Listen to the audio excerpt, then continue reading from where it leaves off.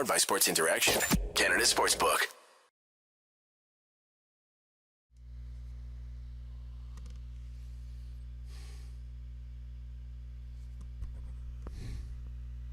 The fuck was that? Hi everyone. Welcome to Game Over Calgary. Let's do the professional part of this before, someone has to be professional for a second tonight. Anyway, it's March Mania at Sports Interaction. NHL, NBA, March Madness. It's been bonkers this year. MLB and so much more. It's bananas. Play Pinata Picks, which, by the way, one of the coolest features any gambling website or anything has ever put together. Minute Madness, exclusive games with insane odds you can't play anywhere else. Make your next bet with Sports Interaction. Download the app in Ontario, use the QR code at the bottom of the screen, or head to sportsinteraction.com/SDPN to get started. 19 years and older, please play responsibly. That was a pathetic, disgraceful effort from the Calgary Flames. Worst game of the season, hands down, says Albertus Stanson Productions. Probably, yeah. The problem is there's competition for that. This has been just a dreadful season. I have no notes tonight. We're just riffing on this one. This was... Look, there's a number of different ways you can react to this one. Clearly, the way I am is by moving a lot and talking very loudly. This is such an embarrassing effort from the Flames on a number of different levels. I want to address one of the first, culprits of this right away. First of all, I want to address one of the people who I don't think is the culprit. This one's not on Markstrom. I saw... Pedro, I believe it was, in the chat. By the way, the fact that any of you are in here is so lovely. Thank you so much, because that hockey game was just vomit on ice. And the fact that you all stayed up, it's 11:13 Mountain Time. Where Robert is, it's tomorrow. The fact that all of you stayed up to watch this game and are now watching me yell about it is truly humbling. Thank you so much. But Pedro says, can we please stop saying Markstrom has found his game again after two sub 800 games in a row? Yes, he had a few great games in the post-baby boost. He looks the same as he has all year again. This game is exactly 0% on Jacob Markstrom. 2 zeros, in fact. Jacob Markstrom. Not one moment of that hockey game, I believe, was on Jacob Markstrom. The team quit in front of him way before that. And look, we have seen a number of times this year where the Flames have outshot their opponents 14-3 and came away sometimes losing 2-0, but only up 1-0. And you go, oh, well, a couple of tough chances. What the Kings did is what it's supposed to look like when you're out shooting a team 14-3. They were getting quality chances. They were creating turnovers. They were a step ahead of the Flames all throughout that first period, and really probably all throughout that game. I'll admit, I barely paid attention in the second and third period because the game was over. They got a brief moment. Michael Backlund was playing. Tyler Toffoli was playing. They got a brief moment in the second period where they get a goal, and then they give up another one right away, and it was over. So, before we get into what the fuck happened, we need to get into what the fuck didn't happen, and what didn't happen was anything that was Markstrom's fault. He was hung out to dry so badly in this game today. Robert saying, why did Walker Duehr get scratched for Peltier to play? Why can't the kids play? That's why, when we were talking around the deadline about, go out and bring in Anthony Duclair, go out and bring Max Domi, go get these guys. It's like, if you're just going to do the incremental moves, it's not going to mean anything because they're not replacing the biggest liabilities on the ice, which would be guys like Milan Lucic. They're just going to be replacing whatever young kids have been providing the spark for this team that they have so desperately needed. And it's been so frustrating to watch how that has played out, to see night in, night out, the only kids, the only people who are really giving it everything they have. It feels like is Backlund, Toffoli, and the kids.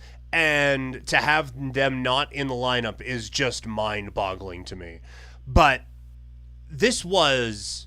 pathetic is the only way I can describe it. It really was pathetic. And I I know there's the narrative that, oh, they've quit on the coach, and we'll get to that in a second. The fact that that's how you play. This is the second time this year I'm doing this after a Kings loss. Remember, it was the first one I did this year for the Kings. I want to say December, January. I could look it up. I'm not going to. All this talk was, you know what? This is the most important game of the year. We are right on the Kings' heels. We win this one, we can get right back into the top 3 race in the Pacific, and they got shit kicked by the Kings with just another terrible effort. This team is 4 points out of a playoff spot. Don't ask me how, but this team is 4 points out of a playoff spot, and they had a game in hand on the Jets, who are actively trying to hand this playoff spot to the Flames. All due respect to Liss and Brady, who do a great job on Game Over Winnipeg. Winnipeg are playing dreadful hockey at the worst possible time and are just being like, hey, playoff spot, here you go, take it. And the Flames are like, no, we don't really want to. No, and so they are crapping this up, oh my God, at every possible opportunity. Like the Jets could not be doing more to help the Flames out. This is going to be a season where the Flames look back on it and realize they had so many opportunities, and not just we've had bad luck. That they, in this case, you create your own luck. It's nights like tonight that make it so difficult for me to get behind. And they showed the thing on the broadcast tonight. And yeah, it has been a specifically unlucky year for the Calgary Flames. There has been a lot gone wrong that you kind of just shoulder shrug emoji to. Yeah, that's fucking sports, man. But there's also nights like tonight. There's nights like when they played the Blackhawks. There's nights like games against Columbus. There's nights like games against Arizona. Just go, if you want to figure out what those nights are, just scroll through the Game Over feed and see whichever one's Audie has the paper bag over his head. Those aren't unlucky nights. Those are a team not giving a fuck. Or a team just either thinking they're too good or just not caring or whatever it is. So I am not going to give this team even a shred of benefit of the doubt for, they've hit so many posts. They've had so many games where they've outshot their opponents and they've lost. How could they possibly have? Because they're not generating shit. They're just throwing a rubber thing at a net from 100 feet away and hoping that it goes in. So they've been so has there been things gone against them? Yeah, Colorado lost half their team to injury. You know where they are right now? A playoff spot. Pretty comfortably, because the Flames are the first team not in a playoff spot, and they're doing that tonight. There are some times where luck comes back to bite you, and there are some times where it feels like you can create your own luck.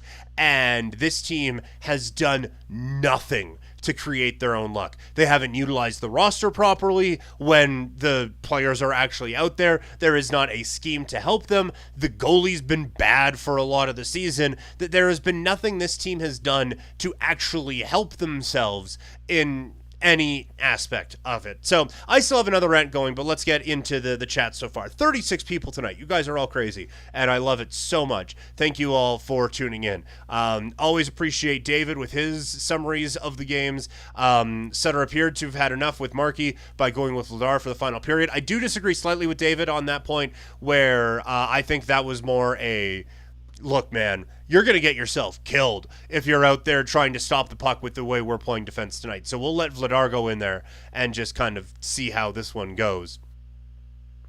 Pedro also saying, I'm not putting this loss on Markey. This is a team game, and it took the whole team to lose this one. Boy, it sure did, didn't it?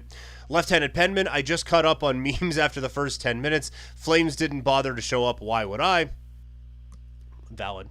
That's very valid of you to make that assessment. Adam Firebear, let's hear it, Peter. Sutter can't possibly think he's doing a good job, right? This is part of it. This is part of the conversation that I'm trying to wrap my head around. Whether it comes to Daryl, whether it comes to Lucic, with the, when I sent out that tweet the other day, I was like, someone explain to me what I'm not seeing with Milan Lucic, because I'm whatever is keeping him in the lineup, and he wasn't in the lineup tonight, but whatever is keeping him in the lineup, I'm not seeing it. However I view the sport of hockey, he is over here. And I'm not saying my way is the only way to watch it. I'm just saying, for what I want out of productive hockey players, he doesn't do it. So what is he doing that keeps him in the lineup? And there was a lot of like, he's a veteran and he's the yada, yada, yada. The thing that I don't get when people say, well, you can't take him out of the lineup because like then he's going to be upset. Do you think he comes off of the ice after, and I'm piling on a dude who didn't play tonight, but do you think he comes off the ice after playing 9 minutes and 27 seconds where he's a -1 with one hit, and he's like, crushed it, nailed it tonight? No, probably not. Like, he has to be frustrated with how things are going. And yeah, like and this has been something that's been so frustrating to me this season, is we get Daryl Sutter with his auditions for Just for Laughs at the press conferences after. Was, Pelche, I barely heard of her. Like, I get so frustrated with that because it is always our star players didn't show up. Oh, well, Huberdeau came in on the right side and scored. Pelche, what number was he again? I get so frustrated at that because there has been, again, exactly zero accountability taken from Daryl Sutter this year. At least that's how it has felt like publicly anyway. And you could say, oh, well, maybe privately. Well, we are in 2023. Everyone has cell phones. Everyone has TikTok. Everyone consumes this stuff online. You have to at least publicly do it. Like, that's why whenever, like, coaches will have a big blow up as, took the pressure off the team. Daryl hasn't taken the pressure off of the team for a moment at all this season. And that has bugged the piss out of me. Can you tell? Sarcastic remarks with a few comments in here. It's the first year after losing your two biggest stars. It's not easy, but I think they will bounce back next year. They might, maybe. Yes, like again, they're like, Huberdeau is not going to be this bad again, probably for a while. Kadri, I think, has actually been kind of fine this year, but you can have the excuse of, look, they traded away a couple of star players. You lost a couple of star players. If you didn't go out and move heaven and earth to bring in Huberdeau and Kadri. I understand there were some growing pains, and again, I don't think this team did themselves any favors when they switched up the lines 8 games into the season, and then it was, we've played too many games at home. Once again, I feel like you create your own luck, and the Flames did none of that this year. Huberdeau seems very similar to our Pavelski. Pavs was terrible in his first year in Dallas, but figured it out. I do also think Huberdeau, Kadri, Weegar don't really fit the Sutter style of hockey. And also, we had another comment in here which I wanted to get to. Ethan commenting, saying, confused Oilers fan here. Why don't they just fire Sutter? His decision-making is so questionable. That's one way of putting it. Here is the thing about this, the Daryl Sutter situation. And look, I would love to be wrong. Admittedly, I am like keeping things open to see if we get the alert that like tonight's the night. In part, like, not that, you never want anyone to lose their job, but I got fired before, and some people were okay with it. So I feel like I can kind of switch that around now. The reason Daryl Fire hasn't been Suttered, the reason Daryl Sutter hasn't been fired yet is because he has a thing called a contract. And the Calgary Flames are already paying a couple of coaches to not coach on this team. And they are not an organization that is known to just throw money at problems. If they were, they wouldn't be playing in a literal concrete box right now. This is an organization that is traditionally a little bit stingy when it comes to these things. I don't think that they thought that Bill Peters, Glenn Gulletson, or any of the other coaching selections over the last little bit were the right moves. I think that they were the most cost-effective moves, and that's why those guys were brought in. There have always been bigger fish out there for the Flames to get when it comes to the coaching department, and instead they have gone for the more affordable ways of looking at the coaching position. They didn't with Daryl. Daryl was the one guy they were going to kind of move heaven and earth to go out and get. And so the reason why Daryl Sutter is still the coach of this team is because this is not an organization that wants to pay a bunch of dudes to not coach for them, which, by the way, I wouldn't either. Although, if I owned something that was worth upwards of $1 billion, I might be able to turn a blind eye to maybe some inefficient spending methods to try to figure out whatever the fuck that was tonight. So that was a bit of an answer there. But it does kind of tie nicely into this next question. And this next question, or this next, I guess, segment, pertains to the coach, because we heard from Elliot Friedman that on Saturday night, the Calgary Flames, things erupted, basically. And so a lot of people are drawing straight lines to, well, things erupted, Nazem Kadri's really upset, team played like dog shit today, look at that, they are quitting on the coach. I want to first make it abundantly clear. I think the coach has done a bad job this year. I feel like that probably was implied, but just so I can actually have the words bleh. Daryl Sutter has done more harm than good to this hockey team this season. You will not be able to convince me otherwise. You can try, but you will not be able to convince me otherwise. I will fight tooth and nail to stay on that hill, that Daryl Sutter has been a net negative for the Calgary Flames National Hockey League organization this year. However, if it's true, and to be fair, it is a way of explaining it away.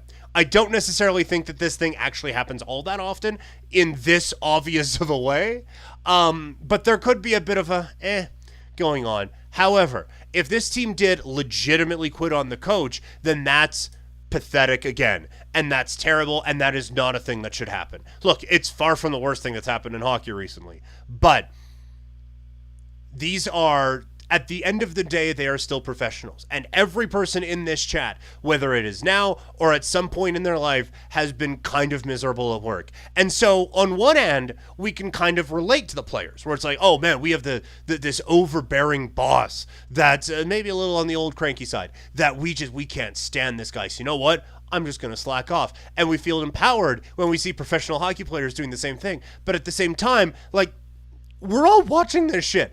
And at the end of the day, these are players who are making $1 million. Millions and millions of dollars, in fact. And not because the organization just felt like paying them. You are paid this because you are amongst the best in the world at what you do. And you are out there. I'm not saying dance puppets dance. There is a form of entertainment, but you have a lot of people. 59 in this chat. There was one person who said they were an Oilers fan, and sarcastic remarks. I don't know if they had spent a lot of time thinking about the plight of the Calgary Flames, but most people in here are pretty emotionally invested. I'm not saying you owe it to your fans or anything like that, but you kind of owe it to a lot of people to, if you're going to go out there, at least try. And so this whole, well, they quit on the coach. If they did, that's really bad. Because, and look, again, some of the names have changed. There are a few who are the same, but there are a lot of holdovers from some of these other ones in the past. Again, there's been a lot of turnover over the last little while. However, Flames didn't like Bob Hartley. Flames quit on Bob Hartley. Flames didn't like Bill Peters. Now, and again, that was a different circumstance which led him to leave. However, there was talk even a week before that all went down that the Flames had given up on Bill Peters. Brad Treliving had to come out and say, we are not firing Bill Peters. And then they definitely had to, or whatever it was. But look, this team quit on Bob Hartley, they quit on Glenn Gulletson, they quit on Bill Peters, they quit on Jeff Ward, and now they're quitting on Daryl Sutter. At some point, after a decade, maybe it's not the coach's fault. You know, this team, since Daryl left, or quit coaching, I guess, in 2006, Jim Playfair, Mike Keenan, Brent Sutter, Bob Hartley, Glenn Gulletson, Bill Peters, Jeff Ward, and now Daryl Sutter again. That is, 17 years isn't a short amount of time, but 7 coaches isn't, or 8, I guess, coaches, is absurd. And so I do think that Sutter gets fired at some point because this is going on too long. But I still do hold it in the back of my mind that he's going to go above Treliving and be like, yeah, it didn't work because I didn't have the players that I want. Bring in, as I'm throwing pens all over the place, bring in a general manager who I vibe with, who we can get the kind of the mind meld thing going on, that we can really get this thing going. And that's what's going to turn it around. I need more of my guys. It's not my fault. I just didn't have the roster to play with. That's kind of how I feel like it's going to go. I feel like Daryl should be gone because this has been a terrible season. just a dreadful, dreadful, dreadful season. I just have a sneaking feeling he's not going to be gone. And that's where I am at right now. I don't think I'm seeing Arsku saying, I think, honestly, Brad will be gone. I think that one's pretty well for sure at this point. And Daryl will take over as GM. If it's not Daryl as GM, it will be a Daryl clone as the general manager of the team. That is kind of my prediction right now.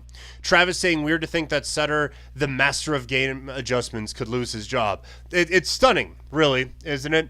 But yeah, someone asking if it's not Sutter, then who would you like to see brought in? The obvious answer to me is Bruce Boudreau. He seems to get a lot out of top players. You know, like Alex Ovechkin did pretty sweet with him. Look, if you clash with JT Miller, you're all right in my books. And if that's what ended up costing him his gig in Vancouver, then sign him up. But it felt like Pettersson, he kind of got the most out of there. So that would be like top of the wish list. Mitch Love with the Calgary Wranglers seems to be someone who a lot of people who follow that team think is ready for the next step with this organization. So there are a couple of options for sure. But at the end of the day, things like tonight have to be unacceptable. And the problem is we've had a few of these shows now, right? Where we're talking about unacceptable efforts. We're talking about embarrassing losses. And to sum it all up once again, did a lot of people want this team to go in the tank this year, specifically around the trade deadline? Yeah. Would that have been the smarter move? Probably. But this team somehow was, and still is, I guess, but entered tonight 4 points out of a playoff spot with a game in hand on the team directly ahead of them who are struggling hard. And that's the effort they put out. They had a chance to get yourself within a couple of bounces of being in the playoffs. And that's the effort they put up. This is like, David has kind of said it here in the chat, a losing culture has sunk in so deeply in the Flames organization that I see a shakeup of the roster and front office, if not the coaching staff, as necessary should the Flames not see the playoff action this year. And yes, all of that, yes. All of those are things that we could have said about the Calgary Flames a number of different times over the last several seasons. When you look at this team, 2017-18 did not qualify for the playoffs. You know what? Kind of feels like this isn't going to happen. Oh, but next year, finished first. Lost in the first round. Next year, squeaked in the playoffs, lost in the first round. The year after that, did not qualify for the playoffs. Year after that, made it to the second round, lost to the Oilers. There have been so many times where it's been like, you know what?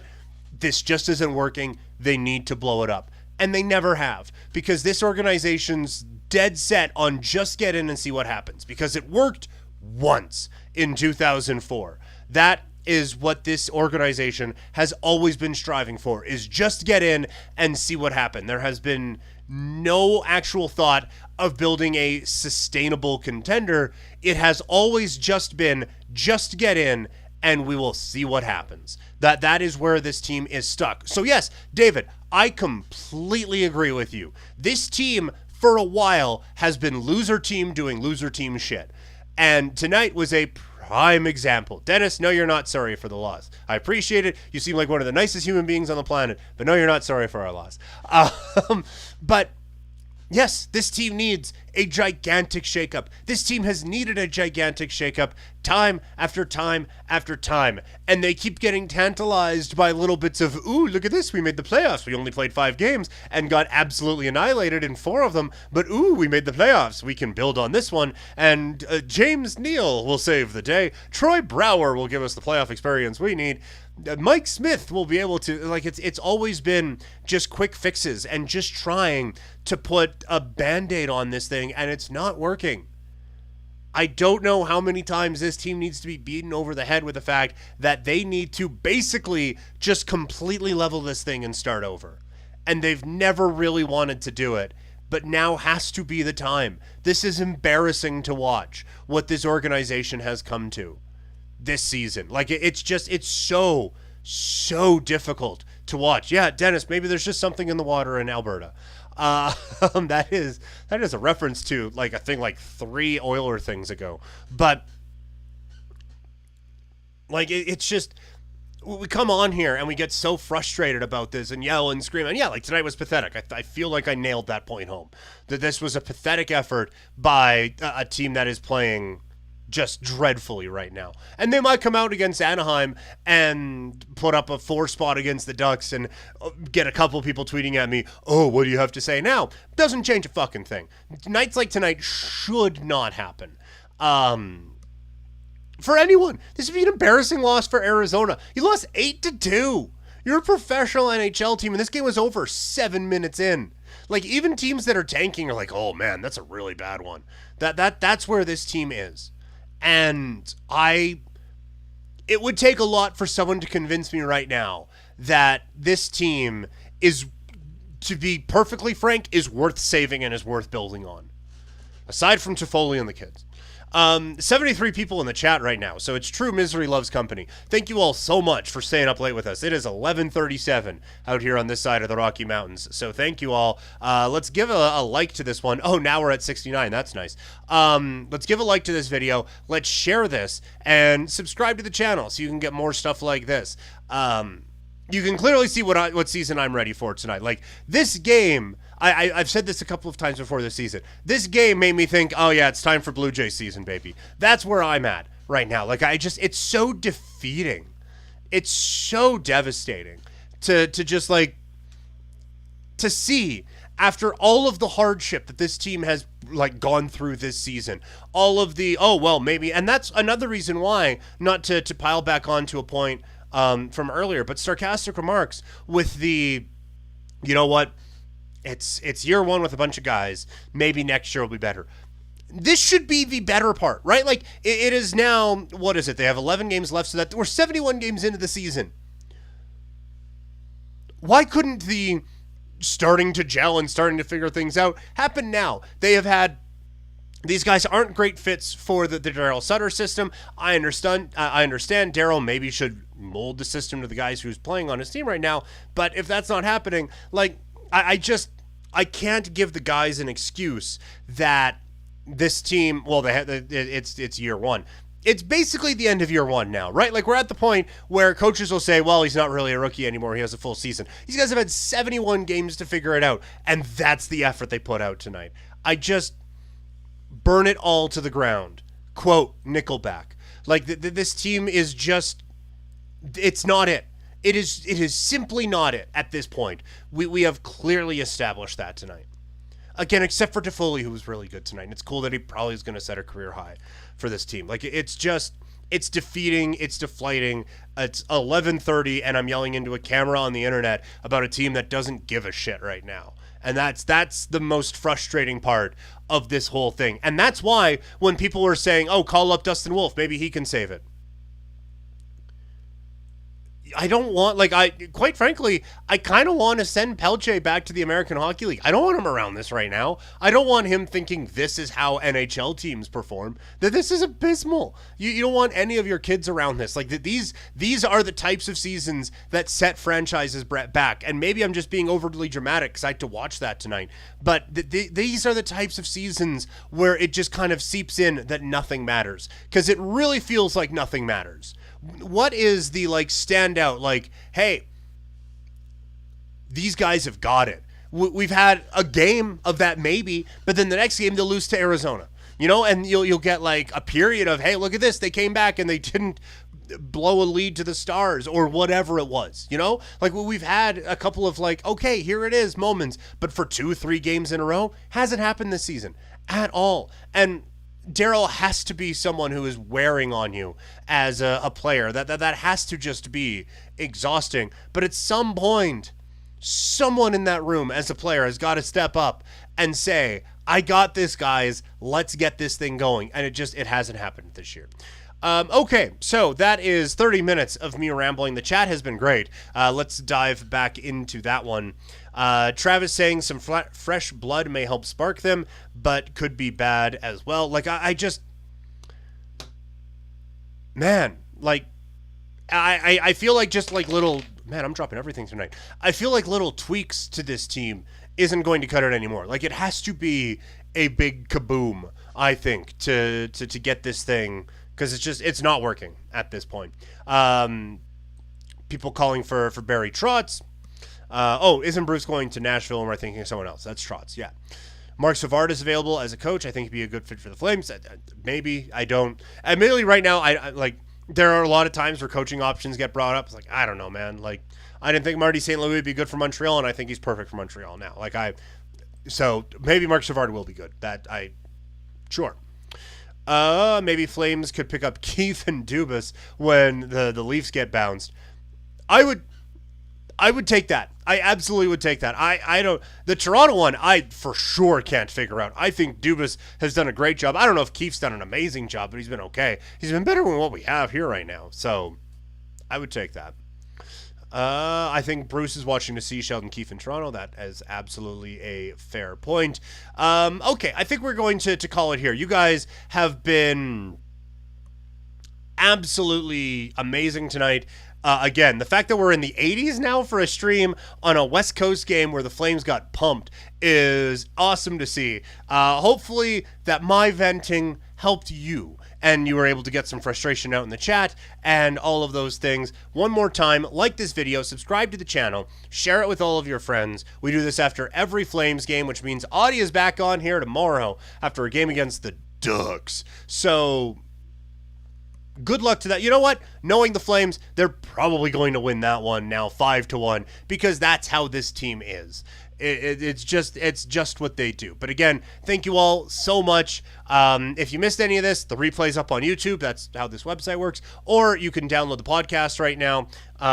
Subscribe to that podcast, rate and review wherever you can. You can follow me on social media. I am at Primetime Klein on Twitter and Instagram. Adam, I'm happy that you feel better. You said coming in, give them fire. I hope I gave it enough fire for you on this one because Lord knows someone around the Flames had to. Thank you all so much. Once again, my name is Peter Klein. You guys are the absolute best, and I will talk to you all next time instead of just yelling at you all when we meet again. Have a good night, everybody. Powered by Sports Interaction, Canada Sportsbook.